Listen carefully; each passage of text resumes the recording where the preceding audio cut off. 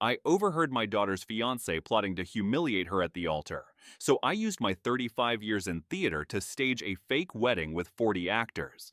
They wanted a show at 3:30 p.m., but they didn't realize the entire audience was a trap. Before continuing, write where you are from or what time it is. The heavy scent of industrial cleaner and stale champagne in the service corridor of the Sentinel Hotel made my stomach turn. I leaned my forehead against the cool, painted drywall, trying to steady my breathing while the sounds of the wedding rehearsal echoed from the Rose Ballroom. My daughter deserved a fairy tale, but 35 years of designing theater effects had taught me how to spot a bad actor. Thaddeus was playing the role of Prince Charming with a performance so hollow it set my teeth on edge. I needed a minute away from his staged smiles and practiced gestures, so I ducked out toward the side entrance. Voices drifted from the alcove near the ballroom door. I froze, my hand finding the rough edge of the door frame. It was Thaddeus and his mother, Leona. I didn't mean to eavesdrop, but the sharp, cold edge of Leona's voice stopped me mid-step. She wasn't the doting mother-in-law she pretended to be during the cake tastings. "Mom, you sure about this?" Thaddeus asked, his voice low and jittery. "I mean, she really thinks we're on the same page." "Oh, please," Leona snapped, and I could practically hear the sneer in her words. "That little fool thinks you're her prince. You saw how she practically threw money at the venue upgrade without a second thought. She's a walking ATM with a veil, Thaddeus." My heart hammered against my ribs like a trapped bird. I reached into my left pocket, my fingers fumbling with my phone. I found the voice recorder app and pressed the button. The red dot started pulsing. I had to brace my wrist against the wall to keep from dropping the device. "The photos you made, they look real enough," Leona continued, her tone dropping into something predatory.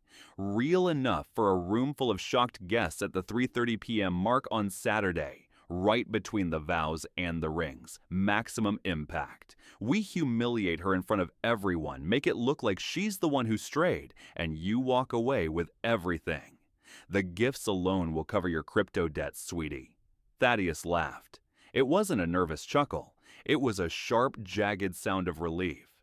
"And here I thought I'd have to actually marry her," he said. I stood there recording until their footsteps faded back toward the ballroom. My legs felt like they had turned to lead. I had watched my daughter, Praphany, spend months planning this day. She was 28 years old, smart, funny, and far too trusting. She was glowing in her white dress, thinking she had found a partner, while she was actually being sized up by a couple of sharks. I walked back into the rehearsal hall. The wedding planner was clapping her hands, directing people to the makeshift altar. Thaddeus was already there, taking Praphany's hands in his. "I promise to make you the happiest woman alive," he said, looking her right in the eye. Praphany's eyes got wet. "Tad, you're going to make me cry before Saturday," she whispered. The guy's delivery was so fake, it wouldn't have passed in a community theater production of Our Town back in '93. I'd painted the sets for that show, and the lead actor had more sincerity reading the phone book. I felt a surge of hot, bitter rage. I walked to the refreshment table, picking up the coffee pot with both hands because one was still shaking too hard to hold a single cup. Leona appeared beside me, her smile as sharp as a razor. "Lemuel, isn't it? You look pale. Wedding jitters for the father of the bride?" "Something like that," I managed to say.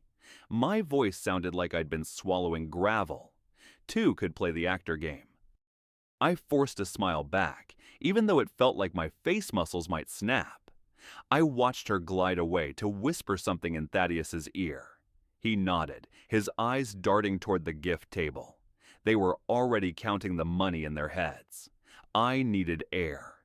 I made it out to the balcony, the cool February air of Portland hitting my face. The city stretched out below, lights flickering on as the afternoon dimmed. My phone felt heavy in my pocket. I played back the first 10 seconds of the recording. Leona's voice was crystal clear. "That little fool thinks you're her Prince Charming." My jaw clenched until it ached. They were planning to destroy my daughter in front of 127 guests in exactly 3 days. I looked through the glass doors at the happy scene inside. Praphany laughed at something Thaddeus said and kissed his cheek. She had no idea the floor was about to be pulled out from under her, but they didn't know who they were dealing with. They thought I was just a retired guy with a pension and a hobby for fixing mechanical toys. They forgot that I spent 35 years building illusions and making people believe in things that weren't there. I pulled up my contact list and scrolled down to a name I hadn't called in years. If they wanted a show at 3:30 p.m. on Saturday, I was going to give them one they would never forget. I didn't go to the rehearsal dinner. I told Praphany I had a migraine and retreated to my workshop. I sat there until 2:47 a.m., surrounded by vintage mechanical toys, a dancing bear, a tin car from 1952, a Japanese robot. They were all frozen mid-motion, waiting for someone to wind them up. I played the recording for the 20th time. Every word carved itself deeper into my brain. At 6 a.m., I called my son Quentin in Tokyo. His face filled the screen, looking tired but alert. "Dad, it's 10 at night here. What's going on? You look terrible." I propped the phone against a mechanical bear and pressed play on the recording. I watched Quentin's expression shift from confusion to absolute horror. His jaw tightened until I thought his teeth might crack. "Holy," he whispered when it finished. "Dad, you have to tell Percy right now." "What if she doesn't believe me?" I asked. The doubt was a cold weight in my chest. "She'll believe you," Quentin said firmly. "You never lied to her, not once. I'm getting on a plane." "No, stay there," I told him. "I need you keeping a clear head, not jet-lagged and emotional. Trust me on this." I hung up and made my 7th cup of coffee. By 9 a.m., I was at Praphany's apartment with a bag of everything bagels. She opened the door in her pajamas, her hair a mess, looking stressed but happy. "Dad, what are you doing here? If this is about the seating chart again, I already moved Aunt Carol." "It's not the seating chart," I said. "Sit down." Her smile faded. "You're scaring me," she said, sitting on the edge of her couch. The apartment was a battlefield of color-coded binders, fabric swatches, and sample menus. The wedding had taken over like an invasive species.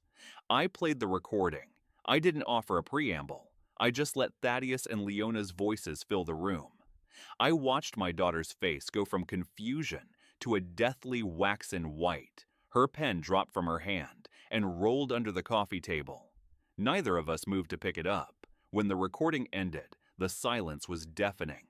A brown stain started spreading across the beige carpet where her coffee mug had tipped over. "That can't be Tad," she whispered. "We've been together 3 years. 3 years, Dad." "It is him, sweetheart," I said. She stood up abruptly and walked to the window, pressing her palm against the glass. She stayed there for a long time. When she finally spoke, her voice was hollow. "The gifts. Leona kept saying we should tell guests that cash is preferred. And Tad wanted the apartment lease in his name only last week. He said it was easier for the paperwork." "Did you sign it?" I asked, my stomach dropping. "No, I told him I wanted to wait," she said, turning around. Her eyes weren't crying yet. They were starting to burn. Did he ever even love me? I didn't have an answer for that, and the silence was its own kind of pain. She slid down the wall, collapsing into a sitting position with her knees pulled up to her chest. Then the crying started. It wasn't the pretty kind you see in movies. It was the raw, guttural sound of a heart breaking in real time. I got down on the floor next to her, my 68-year-old joints protesting with a loud crack. I put my arm around her, and we sat there while the coffee stain on the carpet grew larger. "I'm so stupid," she sobbed. "You're not stupid," I told her. "You're trusting. There's a difference." "Not anymore," she said, wiping her face with rough, angry swipes. She stood up fast and pulled out her laptop. "I want them to feel this. I want them humiliated, destroyed." I looked at her, seeing the softness leave her face. "You worked in theater for 35 years," she said. "You know how to put on a show, so let's give them one." Her phone buzzed. A text from Thaddeus. "Morning, babe. Can't wait to see you tonight. Love you." She showed me the screen, her hand steady now. "What do I say?" "Tell him you love him too," I said. "Let him think everything is perfect." She typed the message with the cold efficiency of someone ordering a sandwich. Then she opened a document on her laptop. The wedding schedule. 3:30 p.m., right between vows and rings. Let's give them a different show, she said, and her finger hovered over the delete key. Click. The file disappeared. I pulled my chair closer. We're going to need actors, I said. About 40 of them. Where do we get 40 actors in 6 days? She asked. Portland Center Stage, I told her. I worked there for 35 years. It's time to call in some favors. Wednesday morning, I sat in a makeup chair at Portland Center Stage. Sylvia Douglas, the head of the costume department, was studying my face like it was a canvas. She had been my friend for decades, and when I told her what Thaddeus and Leona were planning, she didn't even blink. She just asked how many people I needed. I'm an idiot, I told her as she started sketching ideas on a notepad. Leona met me at the rehearsal. She's seen my face. If she recognizes me, the whole thing falls apart. Lim, you worked in special effects for 35 years, Sylvia laughed. How many times did you transform people? I once turned a 23-year-old into an 85-year-old King Lear. I'll make you into someone even your own mother wouldn't recognize. By that afternoon, we had a plan. We weren't just canceling the wedding, we were relocating it. We found a venue, the Vintage Plaza Hotel. Its crystal ballroom was nearly identical to the Rose Ballroom at the Sentinel. We booked it for Saturday. Then came the casting. Sylvia called in 40 actors. They were eager, professional, and more than happy to help with a real-life sting operation. We spent Thursday in a rehearsal hall, but we weren't practicing Shakespeare. We were practicing being a family. I need you to know your backstories, I told the group. You're not just extras. You're Aunt Martha who disapproves of the expense. You're Uncle Raymond who bought a used boat in 2018. If Leona asks you a question, you need to have an answer that sounds like 30 years of history. It was the weirdest improv class I'd ever seen. People were sitting in folding chairs with index cards. What's Aunt Rose's cat's name? Mr. Mittens. Wrong. It's Mr. Whiskers. Start over. While the actors practiced their small talk, Praphany was giving the performance of her life. She FaceTimed Thaddeus from bed, looking pale and exhausted. "Babe, you look terrible," Thaddeus said through the screen. "Thanks," she replied, her voice weak. "Just pre-wedding stress, I think. Don't come over. I don't want you getting sick." I watched from the doorway as she ended the call and immediately sat up straight, the exhaustion vanishing from her eyes. "The Academy Award goes to me," she whispered. Thursday at midnight, I went to the Vintage Plaza Hotel with a ladder and a bag of equipment. The security guard caught me on my third camera installation. "Sir, what are you doing?" he asked, shining a flashlight in my face. "I'm with the wedding party," I said, showing him the rental contract. "I'm setting up some surprise video elements for a montage, candid reactions from the guests during the ceremony." He shrugged. "Weddings get weirder every year, just don't break anything." I installed 6 cameras and 4 microphones. I even hid a screen under the tablecloth of the cake table. My hands shook as I calibrated the feed. This wasn't a movie set. There were no second takes. If we messed this up, Thaddeus would walk away with Praphany's money and her dignity. Friday evening, we sent out the mass text to the real guests. Important venue change to Vintage Plaza Hotel. Surprise for Praphany and Thaddeus. Please keep confidential. My real Aunt Martha texted back immediately. "What is going on, Lemuel? This is very strange." "Please trust me," I replied. "It's important." By Saturday morning, the trap was set. Sylvia spent 90 minutes putting prosthetics on my face. New eyebrows, a gray wig, and age spots on top of my own age spots. I looked like a spotted frog in the mirror. I didn't recognize myself at all. By noon, the actors assembled at the Vintage Plaza. I checked names off a clipboard. Everyone was there except for the actress playing Aunt Rose, who had come down with food poisoning. "We're down a guest," I whispered to Sylvia. "What if Leona counts heads?" "Lem, she's expecting a wedding, not taking attendance," Sylvia said. "Breathe. We've got this." At 2 p.m., Thaddeus and Leona arrived. I watched from my position in the back row, disguised as Uncle Raymond. Leona stood in the center of the ballroom, her heels echoing on the marble as she turned slowly. "Something's off," she whispered to Thaddeus. "What do you mean?" Thaddeus asked, shifting nervously. "I don't know. Something feels wrong. How many guests are here?" She started counting under her breath. 23, 24. Mom, stop! Thaddeus snapped. You're making me nervous. I spoke into my hidden earpiece. She's counting, Sylvia. She's actually counting. Stay calm, Sylvia's voice crackled back. She doesn't know what number she's looking for. Leona's eyes scanned the room and landed directly on me. My heart hammered against my ribs so hard I thought the prosthetic chest piece might move. She held my gaze for 3 seconds. Then she looked away. The music started. The side door opened. Lahi Reed, the actress we'd hired to play Praphany, entered the room. She was wearing the dress, the veil, and she had spent 3 days studying my daughter's movements. She touched her collarbone when she was nervous. She had the same slight bounce in her step. She was perfect. As Lahi walked down the aisle, the actor guest turned and smiled. Aunt Martha dabbed her eyes with a tissue.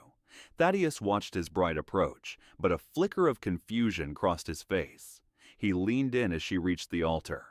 "You seem different today," he whispered during the opening prayer. "It's happiness, darling," Lahi replied, her voice a perfect mimic of Praphany's cadence. "Pure happiness." "Is that a new perfume?" he asked. "I wanted something special for today," she said, smiling behind the veil. The ceremony proceeded. I sat in the back, my knuckles white as I gripped a tablet hidden inside a wedding program. 6 camera feeds glowed on the screen. The audio was crisp. Every word was being burned onto a hard drive. 3:28 p.m. Leona checked her watch. She touched the envelope in her purse, her fingers trembling. I saw a flash of something in her eyes. Guilt, maybe, or just the adrenaline of the kill. But then she closed her eyes, took a breath, and the hardness returned. 3:30 p.m. Exactly. Leona stood up. "Stop, I cannot stay silent." The officiant, an actor who had played a judge on a local soap opera, looked up with perfect shock.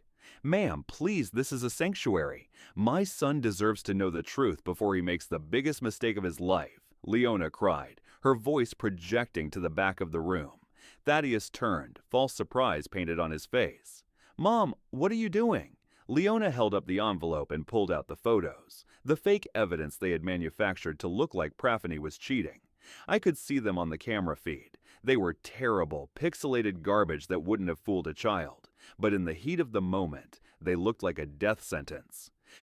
"I have proof that this woman is a liar," Leona shouted. The actor guest performed beautifully. There were gasps and whispers. Aunt Martha clutched her pearls so hard I thought she might break the string.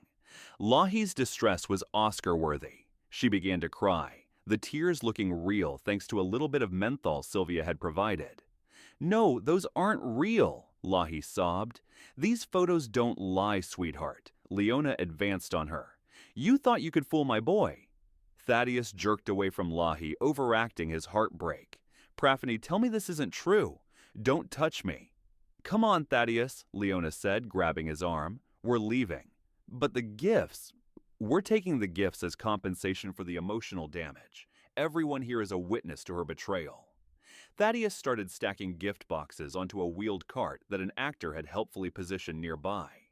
He lifted a large box, and I saw him stumble slightly. He didn't know we had filled the boxes with bricks to match the weight of expensive appliances. My phone buzzed. A text from the real Praphany. "Did she do it?" Right on schedule, I typed back.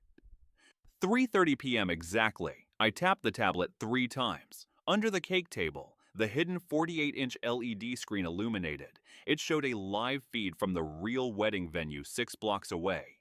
Leona reached for another box and stopped. "What is that light?" "Look under the table, Thaddeus," she whispered. Thaddeus crouched down and stared at the screen. My daughter, the real Praphany, was standing in her wedding dress, surrounded by our real family. She looked directly into the camera and waved. "Hi, Tad." Her voice came through the hidden speakers in the floral arrangements. Thaddeus stood up slowly, his face drained of color. He looked around the room, really looking at the guests for the first time. He saw the woman in the 3rd row he'd never met. He saw the uncle with the prosthetic nose. "Mom," his voice cracked. "These aren't the real guests." Lahi Reed stood at the altar and smiled. She reached up, grabbed her gray wig, and pulled it off in one theatrical motion. "Thank you for the applause," she said, taking a bow. Leona backed away, her eyes darting like a trapped animal. What is this? What's happening? Remember your plan? Praphany's voice echoed through the ballroom. Humiliate me at 3:30. Take the cash. File for divorce on Monday. It was a great plan, Leona. Unfortunately, my dad heard the whole thing. I stood up and walked down the center aisle. The actors stepped aside to let me pass. I wiped the makeup and the age spots off my face with a wet cloth, letting my real face show. 6 cameras, 4 microphones, I said, holding up the tablet. Fraud, defamation, and attempted theft. We have it all. This is entrapment, Leona shrieked. Actually, it's not, I said. Entrapment requires us to induce you to commit a crime you weren't already planning. You planned this last Saturday. We just provided the venue. Detective Tom Rogers stepped through the side door, badge visible on his belt. 2 uniformed officers were right behind him. Leona Morgan, we need to talk about what just happened here, he said. Thaddeus suddenly pulled away from his mother. I'll cooperate. I'll tell you everything. It was her idea. Leona looked at her son, and for a second, I saw the true weight of her betrayal hit her. She had taught him to be a shark, and now he was biting the hand that fed him. The police station was cold and smelled of burnt coffee. I sat behind the one-way mirror with Praphany and Detective Rogers, watching Leona in the interrogation room. She sat perfectly still, her expensive suit wrinkled, staring at the metal table. She's not saying a word without her lawyer, Rogers said, but your son-in-law-to-be is singing like a canary in the other room. He's not my son-in-law, Praphany said. Her voice was steady, but I could see her hands shaking under the table. Rogers slid a tablet across the desk. We found some interesting things, he said.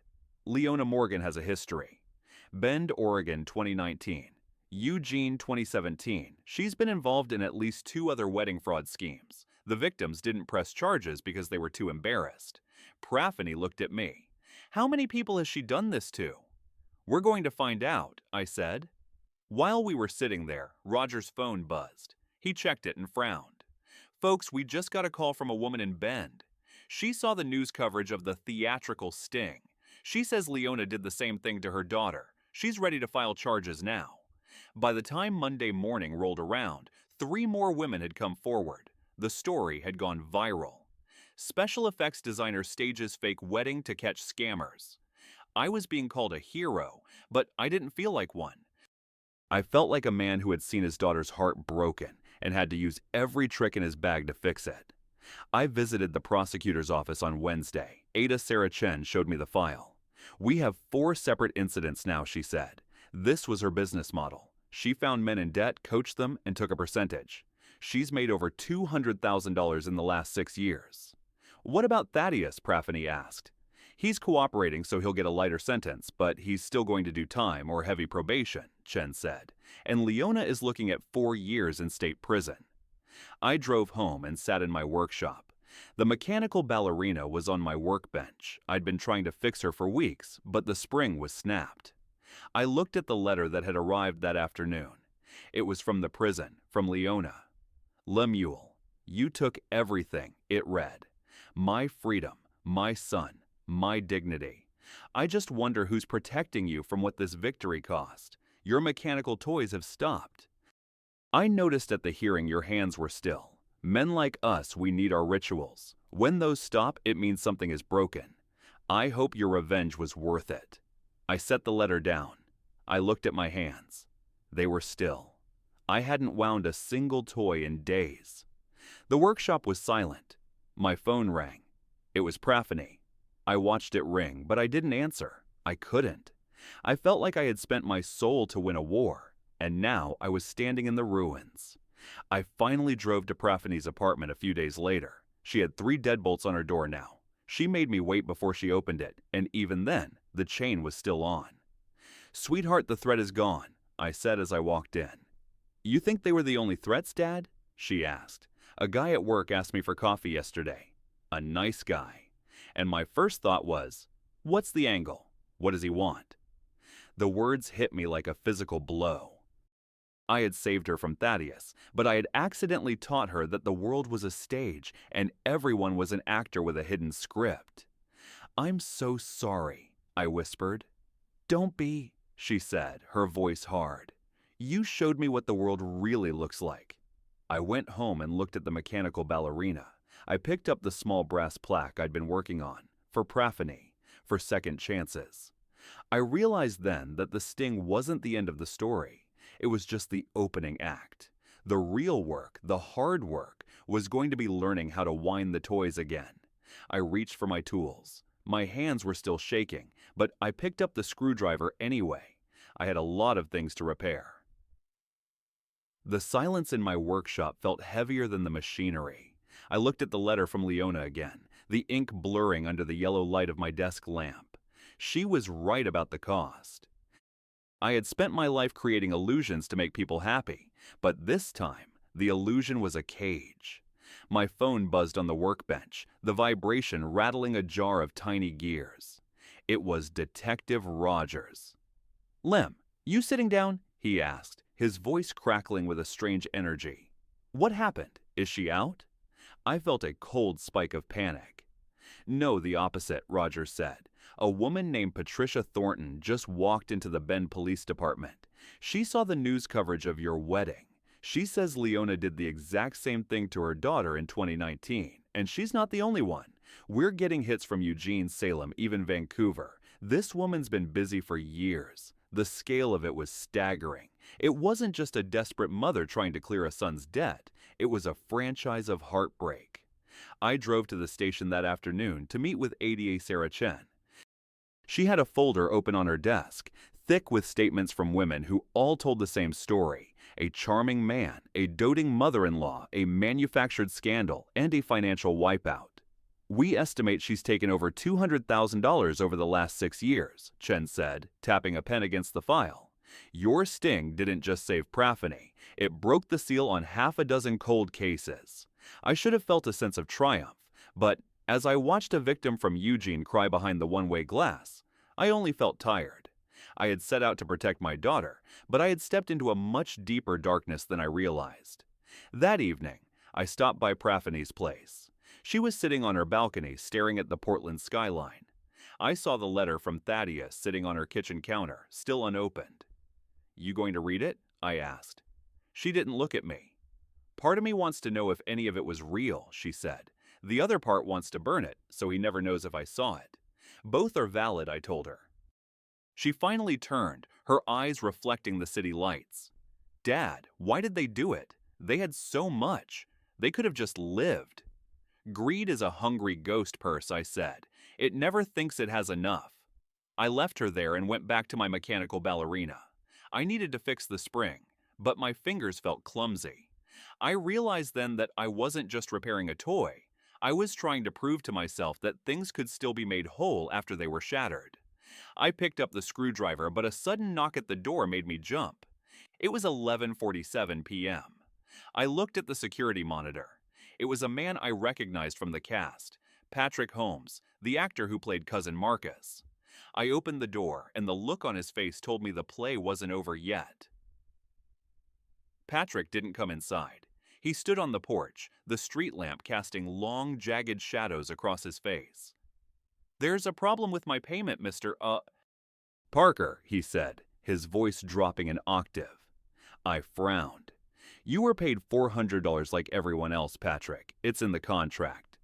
"I thought it was $500, he said, stepping closer.